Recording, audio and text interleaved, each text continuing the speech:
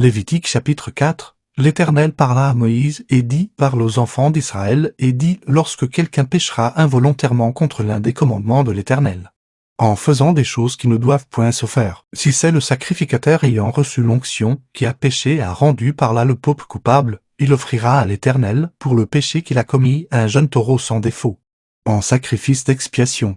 Il amènera le taureau à l'entrée de la tente d'assignation, devant l'Éternel, et il posera sa main sur la tête du taureau, qu'il égorgera devant l'Éternel. Le sacrificateur ayant reçu l'onction prendra du sang du taureau, et l'apportera dans la tente d'assignation, il trempera son doigt dans le sang, et il en fera 7 fois l'aspersion devant l'Éternel, en face du voile du sanctuaire. Le sacrificateur mettra du sang sur les cornes de l'autel des parfums odoriférants, qui est devant l'Éternel dans la tente d'assignation, et il répandra tout le sang du taureau au pied de l'autel des holocaustes, qui est à l'entrée de la tente d'assignation. Il enlèvera toute la graisse du taureau expiatoire, la graisse qui couvre les entrailles et toute celle qui y est attachée, les 2 rognons, et la graisse qui les entoure, qui couvre les flancs et le grand lobe du foie, qu'il détachera près des rognons. Le sacrificateur enlèvera ces parties comme on les enlève du taureau dans le sacrifice d'action de grâce, et il les brûlera sur l'autel des holocaustes. Mais la peau du taureau, toute sa chair, avec sa tête, ses jambes, ses entrailles et ses excréments, le taureau entier, il l'emportera hors du camp, dans un lieu pur où l'on jette les cendres. Et il le brûlera au feu sur du bois, c'est sur le tas de cendres qu'il sera brûlé. Si c'est toute l'assemblée d'Israël qui a péché involontairement et sans s'en apercevoir, en faisant contre l'un des commandements de l'Éternel des choses qui ne doivent point se faire et en se rendant ainsi coupable, et que le péché que l'on a commis vienne à être découvert, l'assemblée offrira un jeune taureau en sacrifice d'expiation, et on l'amènera devant la tente d'assignation. Les anciens d'Israël poseront leurs mains sur la tête du taureau devant l'Éternel, et on égorgera le taureau devant l'Éternel. Le sacrificateur ayant reçu l'onction apportera du sang du taureau dans la tente d'assignation, il trempera son doigt dans le sang, et il en fera 7 fois l'aspersion devant l'Éternel, en face du voile. Il mettra du sang sur les cornes de l'autel qui est devant l'Éternel dans la tente d'assignation, et il répandra tout le sang au pied de l'autel des holocaustes, qui est à l'entrée de la tente d'assignation. Il enlèvera toute la graisse du taureau, et il la brûlera sur l'autel. Il fera de ce taureau comme du taureau expiatoire, il fera de même. C'est ainsi que le sacrificateur fera pour eux l'expiation, et il leur sera pardonné. Il emportera le taureau hors du camp, et il le brûlera comme le premier taureau. C'est un sacrifice d'expiation pour l'assemblée.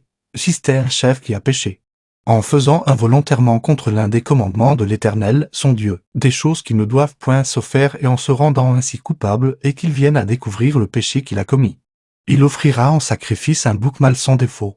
Il posera sa main sur la tête du bouc, qu'il égorgera dans le lieu où l'on égorge les holocaustes devant l'Éternel. C'est un sacrifice d'expiation. Le sacrificateur prendra avec son doigt du sang de la victime expiatoire.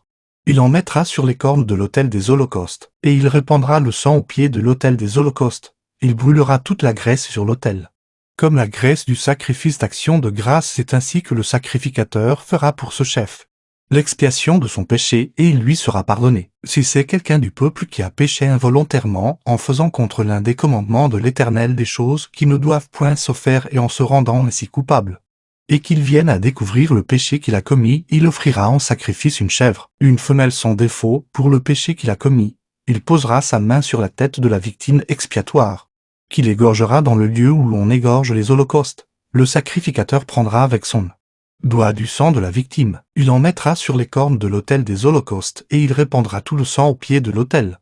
Le sacrificateur ôtera toute la graisse, comme on ôte la graisse du sacrifice d'action de grâce, et il la brûlera sur l'autel, et elle sera d'une agréable odeur à l'Éternel. C'est ainsi que le sacrificateur fera pour cet homme l'expiation, et il lui sera pardonné. S'il offre un agneau en sacrifice d'expiation, il offrira une femelle sans défaut.